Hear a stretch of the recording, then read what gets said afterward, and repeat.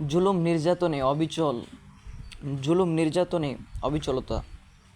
কাফেররা হজরত বেলাল রাদিয়াল্লাহু তাআলা আনহুকে লোহার বর্ম পরিয়ে প্রখর রোদে উত্তপ্ত বালির ওপর শুয়ে রাখত। বালকরা মক্কার পাহাড়ে পাহাড়ে তাকে নিয়ে টানা হেঁচড়া করত, কিন্তু তার ইমানের শক্তিতে কোনো প্রকার দুর্বলতা আসেনি। হজরত খাব্বাব রাদিয়াল্লাহু তাআলা আনহু ছিলেন উম্মে আনমারের কৃতদাস। তিনি ইসলাম গ্রহণ করার পর উম্মে আনমার তার মাথার উপর গরম লোহা রেখে দিত। একদিন হজরত ওমর রাদিয়াল্লাহু তাআলা আনহু তার পিঠ দেখে বললেন, আজ পর্যন্ত কখনো আমি এমন পিঠ দেখিনি। হজরত খাব্বাব রাদিয়াল্লাহু তাআলা আনহু বলেন, কাফেররা আমাকে জ্বলন্ত আঙ্গারের উপর শুইয়ে চেপে ধরত। কাফেররা হজরত সোহাইব ও হজরত আম্মার রাদিয়াল্লাহু তাআলা আনহুকে লৌহ বর্ম পরিয়ে উত্তপ্ত রোদে ফেলে রাখত, কিন্তু রৌদ্রের উত্তাপেও তার ইমানি শক্তি ও ইসলামের উৎসতায় বিন্দুমাত্র ঘাটতি দেখা যেত না। কাফিররা হজরত আবু ফকিহ রাদিয়াল্লাহু তাআলা আনহু এর পায়ে বেরি পরিয়ে উত্তপ্ত বালিতে শুইয়ে রাখত, তার পিঠে বড় বড় পাথর তুলে দিত, এমনকি কখনো কখনো তিনি এতে সংজ্ঞাহীন হয়ে যেতেন। একদিন উমাইয়া তার পায়ে রশি লাগিয়ে লোকদেরকে তাকে টানাটানি করতে বলে, এরপর তাকে উত্তপ্ত বালির উপর শুয়ে রাখে। হঠাৎ পথ দিয়ে একটি গোবর পোকা যাচ্ছিল। উমাইয়া বিদ্রুপ করে তাকে বলল, তোমার পালনকর্তা এটা তো নয়। বলল, আমার ও আমার পালনকর্তা এক আল্লাহ তাআলা। এরপর সে প্রচণ্ডভাবে তার গলা চেপে ধরল। তার নির্দয় নিষ্ঠুর ভ্রাতা সে সময় তার সাথেই ছিল। তার মনে বিন্দুমাত্র দয়া হলো না, উল্টো সে বলল, একে আরও বেশি করে শাস্তি দাও। হজরত আম্মার রাদিয়াল্লাহু তাআলা আনহু এর মা ছিলেন হজরত সুমাইয়া রাদিয়াল্লাহু তাআলা আনহু। একদিন কাফেররা তাকে উত্তপ্ত বালুর উপর শুয়ে রাখে, আর সে সময় রাসূলুল্লাহ সাল্লাল্লাহু আলাইহি ওয়াসাল্লাম সে পথে তাশরিফ নিয়ে যান আর ইরশাদ করেন, ধৈর্য ধারণ করো, তোমার স্থান হলো জান্নাত। কিন্তু আবু জাহাল ক্ষান্ত হলো না, সে বর্ষা নিক্ষেপ করে তাকে শহীদ করে দিল। সুতরাং তিনি ইসলামে সর্বপ্রথম শাহাদাতের মর্যাদা লাভ করেন। হজরত ওমর রাদিয়াল্লাহু তাআলা আনহু এর বোন ইসলাম গ্রহণ করলেন। হজরত ওমর রাদিয়াল্লাহু তাআলা আনহু তা জানতে পেরে তাকে বেদম প্রহার করলেন। তার দেহ রক্তাক্ত হয়ে গেল। তবু তিনি পরিষ্কার জানিয়ে দিলেন, তুমি যাচ্ছে তাই করো, আমি ইসলাম গ্রহণ করে নিয়েছি। হজরত আবু যর গিফারি রাদিয়াল্লাহু তাআলা আনহু কাবা গৃহের আঙ্গিনায় গিয়ে তার ইসলাম গ্রহণের ঘোষণা দিলেন। কাফেররা তার উপর হিংস্র হায়েনার মতো ঝাঁপিয়ে পড়ল, তাকে মারতে মারতে মাটিতে লুটিয়ে দিল। হজরত আবদুল্লাহ ইবনে মাসউদ রাদিয়াল্লাহু তাআলা আনহু প্রথম উচ্চ স্বরে কাবা গৃহে কোরআনের কতিপয় আয়াত তেলাওয়াত করলেন। কাফেররা তাকে অত্যাধিক প্রহার করল, এমনকি তার চেহারায় দাগ পড়ে গেল। তথাপি তিনি সাহাবা ইকরাম রাদিয়াল্লাহু তাআলা আনহুকে বললেন, আপনারা বললে আগামী দিন আবার আমি এরূপ উচ্চস্বরে কোরআন তেলাওয়াত করব। এসব দুঃখ যন্ত্রণা ছাড়াও কাফেররা ওই দরিদ্রদেরকে আরও অনেকভাবে অসহনীয় দুঃখ কষ্ট দিত, পানিতে ডুবিয়ে ধরত, প্রহার করত, অনাহারে রাখত, এমনকি দুর্বলতার কারণে তারা উঠে বসতেও পারতেন না।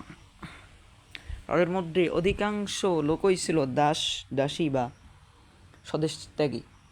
এমনিভাবে অনেক ধনী সম্মানিত লোকও কাফেরদের জুলুম নির্যাতন থেকে নিরাপদ থাকেনি। হজরত উসমান রাদিয়াল্লাহু তাআলা আনহু অত্যন্ত সম্মানিত ব্যক্তি ছিলেন। তিনি যখন ইসলাম গ্রহণ করেন তখন তার চাচা তাকে রশি দিয়ে বেঁধে রাখে। হজরত জুবাইর ইবনে আওয়াম রাদিয়াল্লাহু তাআলা আনহু ইসলাম গ্রহণ করার পরে তার চাচা তাকে চাটাই মুড়িয়ে ঝুলিয়ে রাখে, তারপর তার নাকে ধোয়া দিত। হজরত ওমর রাদিয়াল্লাহু তাআলা আনহু এর চাচাতো ভাই সাঈদ ইবনে যায়েদ রাদিয়াল্লাহু তাআলা আনহু ইসলাম গ্রহণ করার পর হজরত ওমর রাদিয়াল্লাহু তাআলা আনহু তাকে রশি দিয়ে বেঁধে রাখেন। হজরত আইয়াশ ইবনে রাবিয়া রাদিয়াল্লাহু তাআলা আনহু, হজরত সালামা ইবনে হিশাম রাদিয়াল্লাহু তাআলা আনহু ইসলাম গ্রহণের পর কাফেররা তাদের পা একত্রে রশি দিয়ে বেঁধে রাখে। হজরত আবু বকর রাদিয়াল্লাহু তাআলা আনহু ইসলাম গ্রহণের পর এক ভাষণে কাফের গোষ্ঠীকে ইসলামের দাওয়াত দেন। কাফেররা এই অপরিচিত আহ্বান শুনতেই তার উপর ঝাঁপিয়ে পড়ে, বেদুম প্রহার করে তাকে। এমনকি হজরত আবু বকর রাদিয়াল্লাহু তাআলা আনহু এর বংশ বনি তামিম তার মৃত্যুকে নিশ্চিত ধরে নেয়। তারা তাকে এক কাপড়ে জড়িয়ে ঘরে নিয়ে যায়। সন্ধ্যায় তার জবান খুলে যায়, কিন্তু তিনি নিজের কষ্টের কথা বলার স্থলে রাসূলুল্লাহ সাল্লাল্লাহু আলাইহি ওয়াসাল্লামের অবস্থায় জিজ্ঞেস করেন। এবার তার গোত্রের লোকেরাও তার সঙ্গে সম্পর্ক ছিন্ন করে, কিন্তু তার ওই মাহবুবের নামই মধুর লাগে। অবশেষে লোকেরা তাকে রাসূলুল্লাহ সাল্লাল্লাহু আলাইহি ওয়াসাল্লামের নিকট পৌঁছে দেয়। রাসূলুল্লাহ সাল্লাল্লাহু আলাইহি ওয়াসাল্লাম তার এই দুরবস্থা দেখে আপ্লুত হয়ে পড়েন, তাকে চুমু দেন, যার পরনাই সমবেদনা জ্ঞাপন করেন। এগুলো ধৈর্য ও অবিচলতার অনুপম দৃষ্টান্ত। হযরত সাহাবা ইকরাম রাদিয়াল্লাহু তাআলা আনহু এর যুগে খোদ আহলে কিতাবও তা স্বীকার করত। সুতরাং ইস্তিয়াব গ্রন্থে লিখিত আছে, যখন সাহাবা ইকরাম সিরিয়া গমন করেন, তখন এক আহলে কিতাব তাদের দেখে বলল, মরিয়ম পুত্র ঈসার যেসব সঙ্গী সাথীকে কোরাত দিয়ে খণ্ড বিখণ্ড করা হয়েছে কিংবা ক্রুশবিদ্ধ করা হয়েছে, তারা এদের চেয়ে বেশি কষ্ট সহিংসু ছিলেন না। হজরত উম্মে শরিক রাদিয়াল্লাহু তাআলা আনহু ঈমান গ্রহণ করলে তার নিকটাত্মীয়গণ তাকে প্রখর রোদে দাঁড় করিয়ে দিল। এ অবস্থায় রুটির সাথে মধুর মতো গরম বস্তু খাওয়াতো, পানি পর্যন্ত তাকে পান করতে দিত না। এমতো অবস্থায় দিন দিন গত হয়ে যায়। তখন ওই জালেমরা বলল, এবার তুমি যে মতবাদের উপর রয়েছ তা ছেড়ে দাও। তিনি তখন সংজ্ঞাহীন হয়ে গেলেন, তাদের কথার মর্মই তিনি বুঝেননি। সুতরাং লোকজন আকাশের দিকে আঙ্গুলি উঠিয়ে বলল, এবার তিনি ঠিক বুঝতে পারলেন তাদের উদ্দেশ্য তাওহীদ অস্বীকার করা। কাজেই তিনি বললেন, আল্লাহর শপথ, আমি এই বিশ্বাসের উপরেই অবিচল থাকব। আত্মীয়তা কুরবানি দান।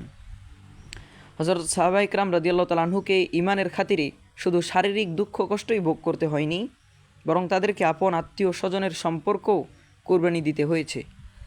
ভাই বোনকে ছাড়তে হয়েছে, মাতা পিতা মুখ ফিরিয়ে নিয়েছে, স্ত্রীও রুষ্ট অসন্তুষ্ট হয়ে গেছে। কিন্তু হযরত সাহাবা ইকরাম রাদিয়াল্লাহু তাআলা আনহু ঈমান থেকে এতটুকুও বিচ্যুত হননি।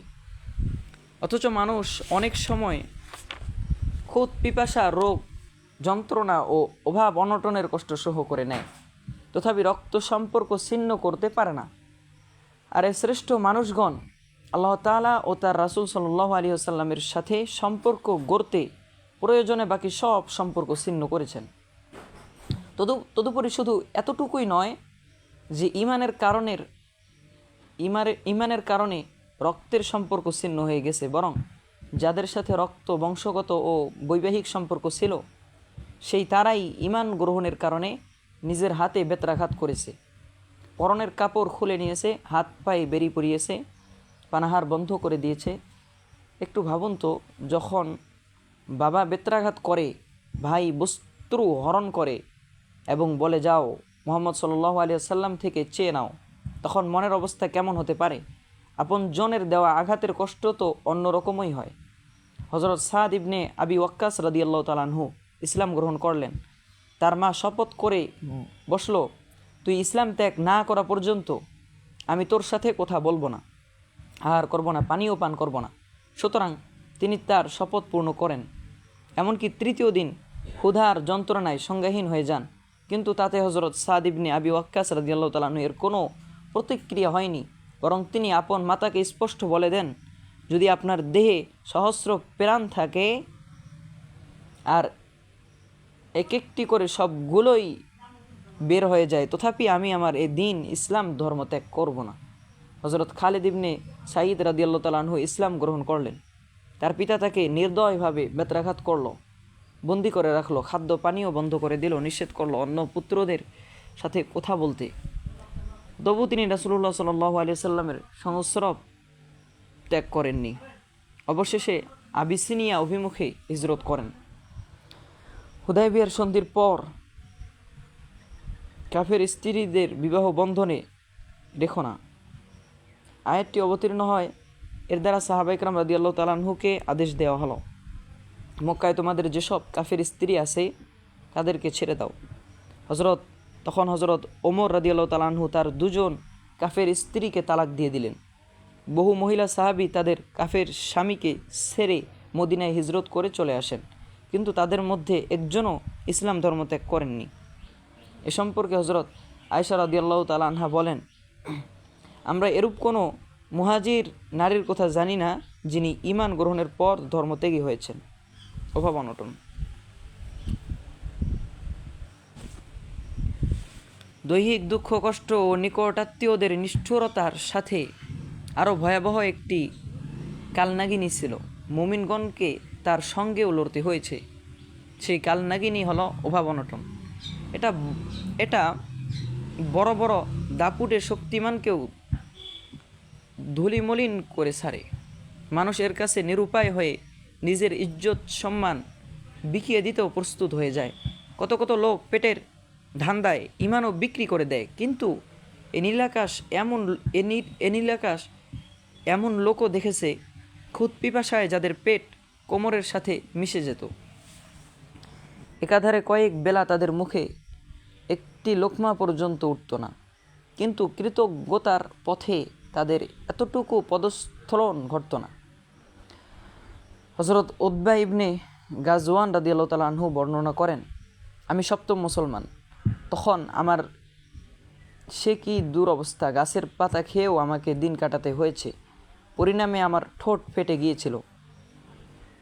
হযরত আলী রাদিয়াল্লাহু তাআলা আনহু তো রাসূলুল্লাহ সাল্লাল্লাহু আলাইহি ওয়াসাল্লামের জামাতা ছিলেন, কিন্তু তার অভাব অনটন তো বলাই বাহুল্য। একবার তিনি ঘরে এসে হযরত হাসান ও হুসাইন রাদিয়াল্লাহু তাআলা আনহুকে কাঁদতে দেখেন। হযরত ফাতেমা রাদিয়াল্লাহু তাআলা আনহুকে জিজ্ঞেস করলেন, ওরা কাঁদছে কেন? তিনি বললেন, ক্ষুধার যন্ত্রণায়। ব্যাকুলতার সঙ্গে তিনি ঘর থেকে বের হয়ে গেলেন। বাজারে একটি স্বর্ণ মুদ্রা কুড়িয়ে পেলেন, তাই দিয়ে আটা গোস্ত খরিদ করে আনলেন। কিন্তু রাসূলুল্লাহ সাল্লাল্লাহু আলাইহি ওয়াসাল্লামের ভালোবাসা ছিল আরও প্রবল। এমতো অবস্থায়ও তিনি রাসূলুল্লাহ সাল্লাল্লাহু আলাইহি ওয়াসাল্লামকে দাওয়াত না দিয়ে আহার করেননি। হযরত মুসআব ইবনে উমাইর রাদিয়াল্লাহু তাআলা আনহু উহুদ যুদ্ধে শহীদ হন। তাকে কাফন পর্যন্ত দেয়া সম্ভব হয়নি। দেহে শুধু এক খণ্ড চাদর ছিল, সেটিই কাফন বানানো হয়। কিন্তু তা এত সংকীর্ণ ছিল যে মাথা ঢাকলে পা খোলা থাকতো, আর পা ঢাকলে মাথায় কিছু থাকতো না। অবশেষে রাসূলুল্লাহ সাল্লাল্লাহু আলাইহি ওয়াসাল্লাম ইরশাদ করেন, চাদর দ্বারা মাথা ঢেকে দাও আর পা ইজঘির ঘাস দিয়ে আবৃত করে দাও। কিন্তু শহীদগণের তো তাও নসিব হয়নি। এজন্য কয়েকজন সাহাবীকে এক চাদরে আবৃত করে দাফন করা হয়। অধিকাংশ সাহাবার মাত্র একটি কাপড় ছিল, তা গলায় বেঁধে ঝুলিয়ে রাখতেন, যাতে লুঙ্গি ও জামা দুটিরই কাজ হয়। অনেক সাহাবী রাসূলুল্লাহ সাল্লাল্লাহু আলাইহি ওয়াসাল্লামের নিকট আরজ করলেন, এক কাপড়ে কি নামাজ জায়েজ হবে? তিনি ইরশাদ করলেন, তোমাদের প্রত্যেকের কি দুটি কাপড় রয়েছে? মুহাজিরদের কাপড়ের প্রচণ্ড অভাব ছিল।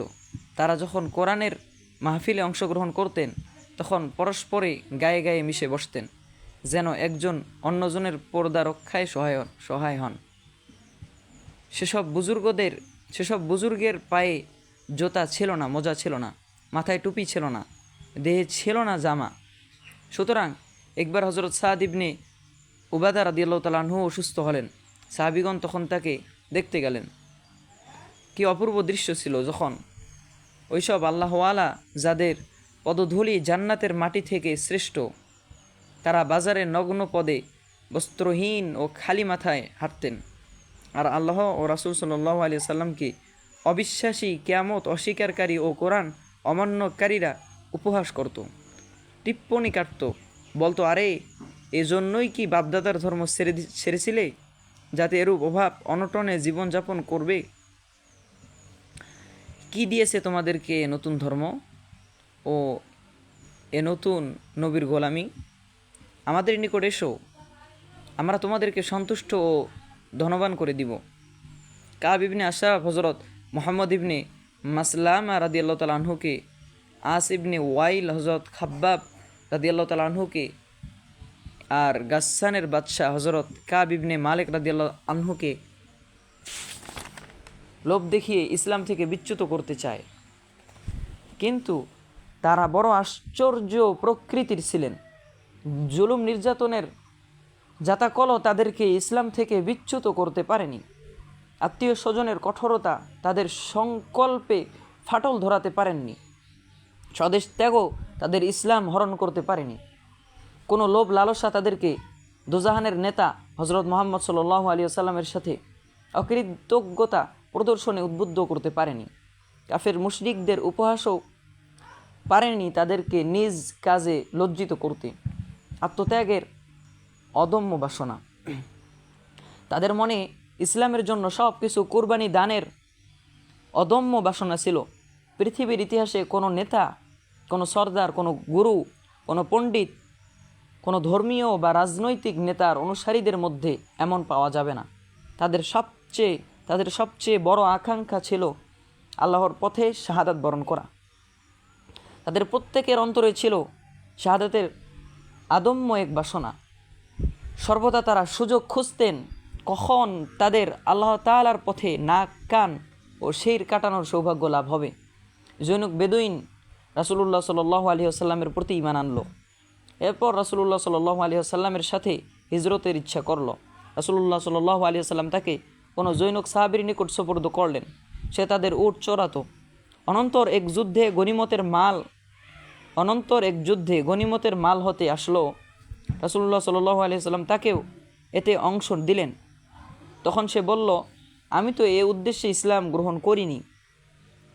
আমি ইসলাম গ্রহণ করেছি যেন আমার কণ্ঠে তীরবিদ্ধ হয়, যেন আমি শাহাদাত বরণ করে জান্নাতে প্রবেশ করি।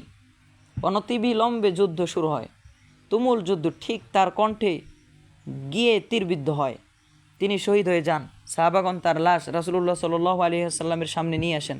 রাসূলুল্লাহ সাল্লাল্লাহু আলাইহি ওয়াসাল্লাম ইরশাদ করেন, সে আল্লাহকে বিশ্বাস করেছে, বিধায় আল্লাহ তাআলাও তাকে সমর্থন করেছেন।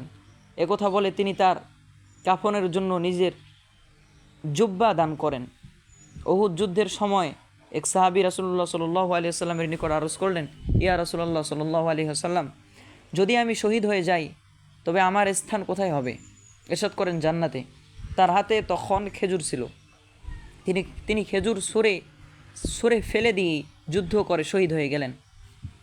হাতের খেজুরগুলো খাওয়ার মতো এতটুকু সময়েও বিলম্ব পছন্দ করেননি।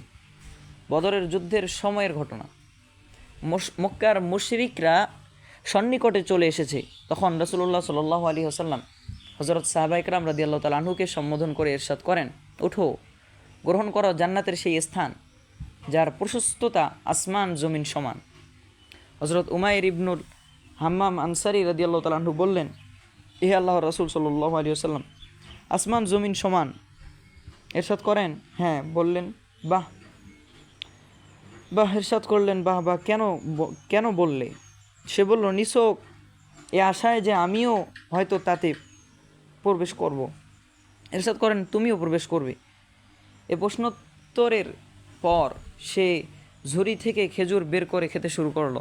তারপর শাহাদাতের বাসনা গর্জে উঠল। সে বলল, এ খেজুর খাওয়ার মতো সময়ও আমার জন্য অনেক।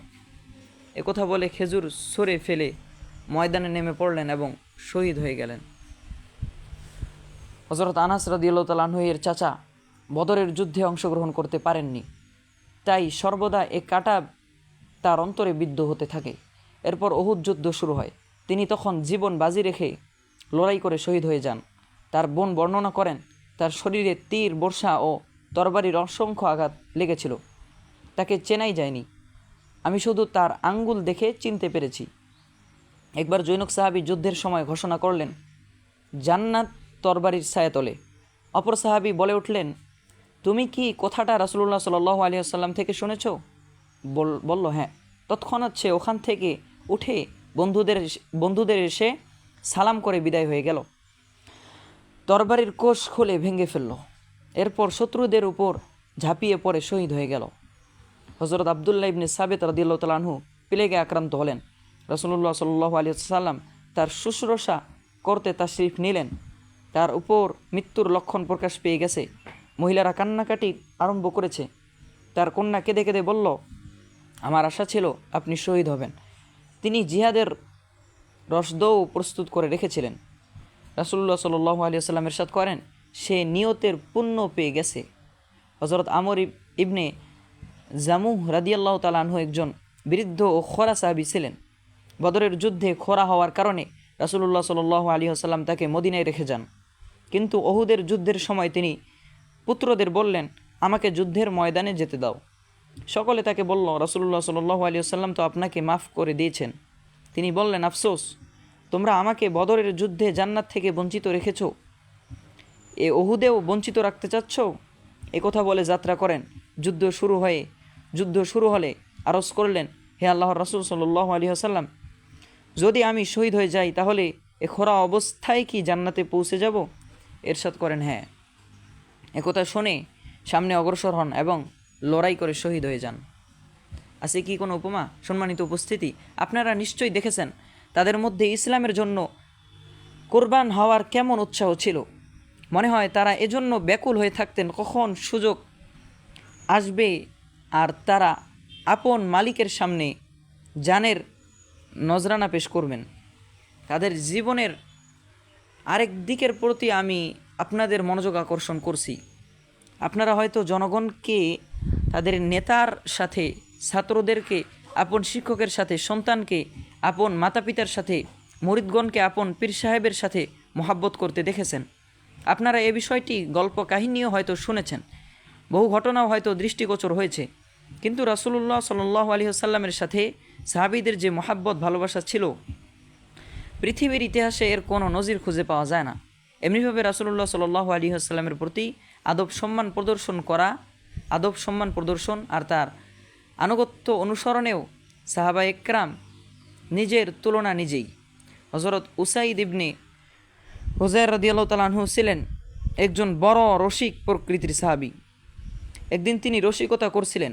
রাসূলুল্লাহ সাল্লাল্লাহু আলাইহি ওয়াসাল্লাম তার বাহুতে ছুরি দিয়ে মৃদু খোঁচা দিলেন। তিনি এর প্রতিশোধ নিতে চাইলেন। রাসূলুল্লাহ সাল্লাল্লাহু আলাইহি ওয়াসাল্লাম রাজি হয়ে গেলেন, কিন্তু তিনি বললেন, এখন আপনার দেহে জামা রয়েছে আর আমি ছিলাম বস্ত্রহীন। রাসূলুল্লাহ সাল্লাল্লাহু আলাইহি ওয়াসাল্লাম জামা উপরে উঠিয়ে নিলেন। জামা ওঠানো মাত্রই তিনি জড়িয়ে ধরে বাহুতে চুমু খেয়ে বললেন, ইয়া রাসূলুল্লাহ সাল্লাল্লাহু আলাইহি ওয়াসাল্লাম, এটাই আমার উদ্দেশ্য ছিল। হযরত তাহের রাদিয়াল্লাহু তাআলা আনহু ছিলেন একজন বেদুইন সাহাবী। রাসূলুল্লাহ সাল্লাল্লাহু আলাইহি ওয়াসাল্লামকে তিনি বড় ভালোবাসতেন। মাঝে মধ্যে তিনি রাসূলুল্লাহ সাল্লাল্লাহু আলাইহি ওয়াসাল্লামের খেদমতে হাদিয়া পাঠাতেন। রাসূলুল্লাহ সাল্লাল্লাহু আলাইহি ওয়াসাল্লামও তাকে ভালোবাসতেন। ইরশাদ করতেন, আমাদের জন্য গ্রাম্য স্বজন আর আমরা শহরের স্বজন। একদিন তিনি বাজারে পণ্য বিক্রি করছিলেন। রাসূলুল্লাহ সাল্লাল্লাহু আলাইহি ওয়াসাল্লাম পিছন থেকে এসে তাকে কোলে তুলে নিলেন। সে বলল, কে আমাকে ছেড়ে দাও। পরক্ষণে ঘুরে দেখে বুঝতে পারলেন রাসূলুল্লাহ সাল্লাল্লাহু আলাইহি ওয়াসাল্লাম। তখন নিজের পিঠকে বারবার রাসূলুল্লাহ সাল্লাল্লাহু আলাইহি ওয়াসাল্লামের পবিত্র বক্ষের সঙ্গে মিলাতে থাকেন, তবু তিনি তৃপ্ত হতে পারছিলেন না।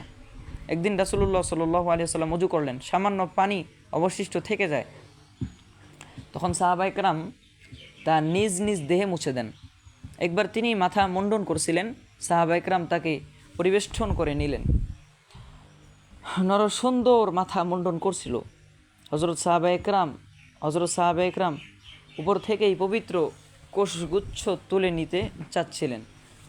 একবার রাসূলুল্লাহ সাল্লাল্লাহু আলাইহি ওয়াসাল্লাম হযরত আবু মাহজুরা রাদিয়াল্লাহু তাআলা আনহু এর লালাটে তার হাত ফেরান।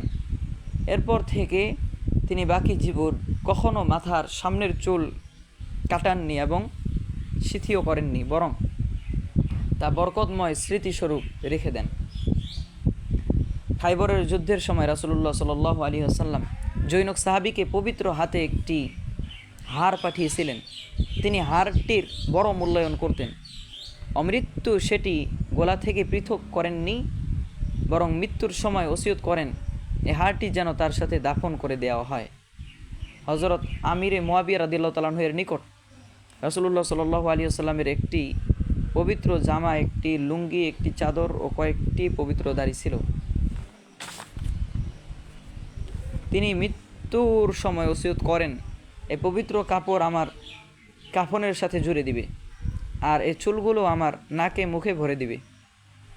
রাসূলুল্লাহ সাল্লাল্লাহু আলাইহি ওয়াসাল্লামের কয়েক গুচ্ছ পবিত্র কেশ হজরত উম্মে সালামা রাদিয়াল্লাহু তাআলা আনহা এর নিকট সংরক্ষিত ছিল। পবিত্র মদিনার কোনো লোক অসুস্থ হলে তার নিকট পানি ভর্তি পাত্র পাঠানো হতো। সেই পানিতে পবিত্র কেশগুচ্ছ ধুইয়ে দেওয়া হতো। মদিনাবাসী শিফা লাভের উদ্দেশ্যে তা পান এবং তা দ্বারা গোসল করত। তাদের আদব শিষ্টাচারের কথা আর কি বলবো। অপবিত্র অবস্থায় রাসূলুল্লাহ সাল্লাল্লাহু আলাইহি সাল্লামের খেদমতে হাজির হওয়া এবং তার সাথে মুসাফাহা করমর্দন করতে আদৌ পছন্দ করতেন না।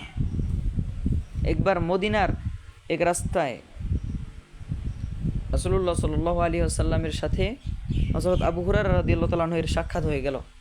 তার গোসলের প্রয়োজন ছিল। তিনি ওই অবস্থায় রাসূলুল্লাহ সাল্লাল্লাহু আলাইহি ওয়াসাল্লামের সামনে পড়লেন। তিনি ফিরে চলে গেলেন। গোসল করে তবেই মহান দরবারে এসে হাজির হন। রাসূলুল্লাহ সাল্লাল্লাহু আলাইহি ওয়াসাল্লাম তাকে ইরশাদ করেন, আবু হুরায়রা কোথায় ছিলে? তিনি বললেন, আমি অপবিত্র অবস্থায় ছিলাম, বিধায় আপনার দরবারে বসতে পছন্দ করিনি।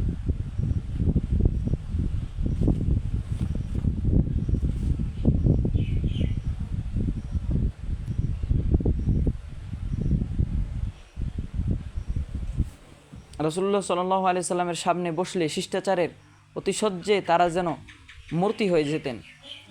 বিভিন্ন হাদিসে তাদের সেই অবস্থার চিত্রাঙ্কন করে বলা হয়েছে, কাআন্নামা আলা রুউসিহিমুত তুয়ুরু, অর্থাৎ হযরত সাহাবাগণ রাসূলুল্লাহ সাল্লাল্লাহু আলাইহি সাল্লামের সামনে এমনভাবে বসতেন তাদের মাথার উপর যেন পাখি বসে আছে। আদবের কারণে রাসূলুল্লাহ সাল্লাল্লাহু আলাইহি সাল্লামের সামনে চোলা পছন্দ করতেন না। এক সফরে হযরত ইবনে ওমর রাদিয়াল্লাহু তাআলা আনহু একটি অবাধ্য উটের উপর সওয়ার ছিলেন। উটটি রাসূলুল্লাহ সাল্লাল্লাহু আলাইহি সাল্লামের সামনে অগ্রসর হতে চাচ্ছিল। হযরত ইবনে ওমর রাদিয়াল্লাহু তাআলা আনহু উটটিকে ধমক দিলেন, কেউ যেন রাসূলুল্লাহ সাল্লাল্লাহু আলাইহি সাল্লামের আগে না যায়। এক ব্যক্তির নাম ছিল মুহাম্মদ। হযরত ওমর রাদিয়াল্লাহু তাআলা আনহু দেখলেন জৈনক ব্যক্তি তাকে গালি দিচ্ছে। তিনি তাকে ডেকে এনে বললেন, দেখো, তোমার কারণে মুহাম্মদকে গালি দেওয়া হচ্ছে। অমৃত্যু তোমাকে এ নামে ডাকা যাবে না। সুতরাং তখন থেকে তার নাম রাখেন আব্দুর রহমান। এরপর তালহা গোত্রে বলে পাঠানো হয়, এ নামে যত লোক আছে তাদের সকলের নাম বদলে ফেলো। ঘটনাক্রমে এ নামের 7 ব্যক্তি ছিল। তাদের সর্দারের নামও ছিল মোহাম্মদ। তারা বলল, রাসূলুল্লাহ সাল্লাল্লাহু আলাইহি ওয়াসাল্লাম নিজেই আমাদের নাম মোহাম্মদ রেখেছেন। তিনি বললেন, তার উপর এখন আমার আর জোর চলবে না।